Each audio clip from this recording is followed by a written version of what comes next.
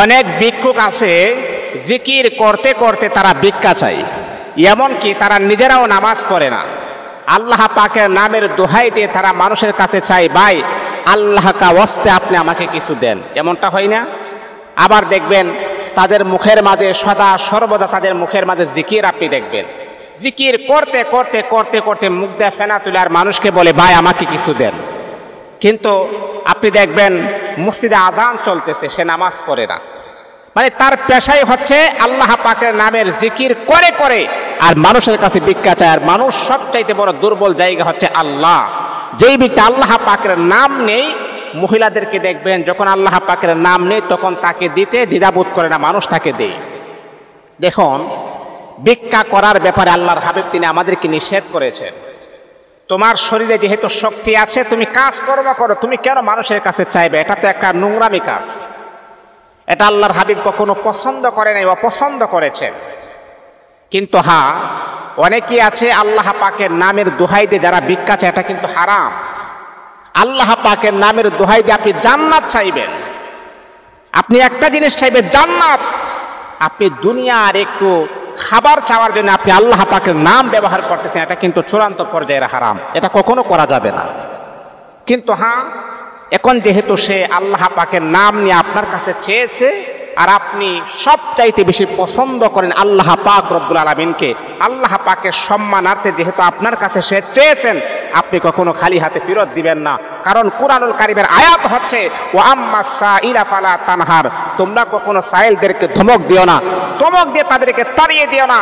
আজকে সে ভিক্ষুক, কালকে তুমিও ভিক্ষুক হতে পারো, এই জন্য তুমি তাকে কোনো না কিছু তুমি তাকে দান করো। কারণ আল্লাহর হাবিব বিশ্বনবী মুহাম্মাদুর রাসূলুল্লাহ সাল্লাল্লাহু আলাইহি ওয়াসাল্লাম বলেন, না না, ভিক্ষুকদেরকে তোমরা তাড়িয়ে দিও না, তাদেরকে কখনো তোমরা ধমক দিবা না। আল্লাহ পাক রব্বুল আলামিন তাকে ভিক্ষুক বানাইছেন আর আমার আল্লাহ তোমাকে স্বাবলম্বী বানাইছেন।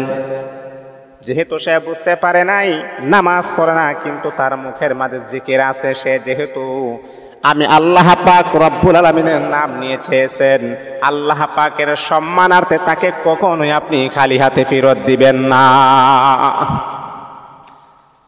আমার নবী বিশ্বনবী মুহাম্মদুর রাসূলুল্লাহ সাল্লাল্লাহু আলাইহি ওয়াসাল্লামের কাছে একজন ভিক্ষুক এসে বলতেছে, মুহাম্মদ, আল্লাহ কাওয়াসনি আপনি আমাকে কিছু দান করুন।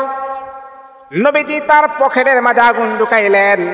নবীজি তার পকেটের মাঝে যখন হাত ঢুকাইলেন, হাত ঢুকানোর পর দেখতেছে পকেটটা খালি, পকেটের মাঝে কোনো টাকা নাই। এবার আল্লাহর হাবিব বাম পকেটে হাত ঢুকাইলেন, না কোনো টাকা নাই। নবীজির পাশে একজন সাহাবী ছিলেন, সাহাবীকে বলতেছে, ফজল, তোমার কাছে যদি কিছু টাকা থাকে তাহলে তুমি আমাকে খরচ দাও। ফজল টাকা দিলেন। তারপরে আল্লাহর হাবিব এই ভিক্ষুককে টাকা দান করলেন। এর মানে হলো আল্লাহর হাবিব বিশ্ব নবীর কাছে যখন কোনো ভিক্ষুক যখন চাইতেন, নবীজি কখনো খালি হাতে তাকে ফেরত দিতেন না।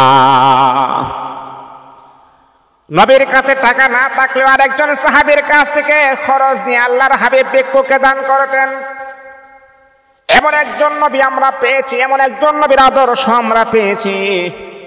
ওই নবী যে সাহাবায়ে কেরামকে বলতেছেন, আল্লাহ পাক রব্বুল আলামিনের কোরআন দ্বারা সাহাবায়ে কেরামকে বলতেছেন, ওয়া আম্মাস সাইলা ফালা তানহার, যারা সাইল তাদেরকে কখনো ধমক দিও না। যদি তোমার কাছে থাকে তাহলে তাকে তুমি সুন্দরভাবে তাকে দিয়ে তাকে তুমি বিদায় করে দাও। আবার যদি কোনো সাহাবী এমন ছিলেন, কোন মানুষ যখন যৌবন থাকতেন, যৌবন কালে যখন ভিক্ষা করতেন, তখন আল্লাহর হাবিব তাকে বলতেন, তাকে পরামর্শ দিতেন, তোমার শরীরে যেহেতু শক্তি আছে তুমি ভিক্ষা কেন করো, এটা তো খারাপ কাজ। নবীজি এমন ভিক্ষুক রয়েছেন, তাদেরকে আল্লাহর হাবিব বরণ পোষণ এমন ভাবে দিয়েছেন, এটা দিয়ে একটা কোরাল কিনো, জঙ্গলে গিয়ে লাকড়ি কাটো, তারপরে তুমি তোমার সংসার পরিচালনা করো। ভিক্ষা কখনো করো বা তোমাকে আল্লাহ পাক ধনাঢ্য বানায় দিবেন। অনেক ইতিহাস, অনেক হাদিস আমরা এমন পড়েছি, নবীর দেওয়া টাকা দিয়ে কুড়াল কিনে জঙ্গলে গিয়ে কাঠ কেটে ওই সাহাবী নবীর কাছে কালিমা পড়ে মুসলমান তো হয়েছে, আরো ধনী হয়ে গেছে। এখন তো একটা ফ্যাশন হয়ে গেছে, ভিক্ষা করে। আহা, নামাজ নাই, রোজা নাই, কোরআন তেলাওয়াত নাই, শুধু জিকির আর মুখে জিকির, আল্লাহর রাস্তে আল্লাহর রাস্তে আল্লাহর রাস্তে আল্লাহর রাস্তে কিছু দেন, এটা ফ্যাশন হয়ে গেছে। এটা তো কোনো কষ্ট নাই। মানুষের বাড়ি ঘুরলে, মানুষের কাছে চাইলে মানুষ দেই। আমার প্রত্যেক দিন 3,000 4,000 টাকা হচ্ছে, ব্যবসা করলে কি আমার এমন টাকা হবে? এটা তো আমার কোনো পুঁজি নাই। হ্যাঁ, আমার মুখ দিয়ে আমি চাইবো মানুষ আমাকে দিবে না, এটা কখনো আপনি করবেন। এটা আমার রাসূল 1400 বছর আগে ঘৃণা করেছেন।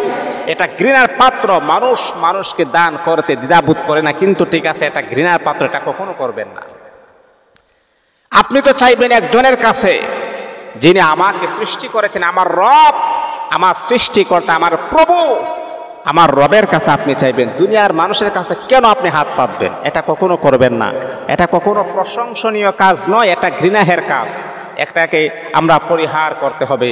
আল্লাহ পাক আমাদের সকলকে বুঝার, আমল করার জন্য তাও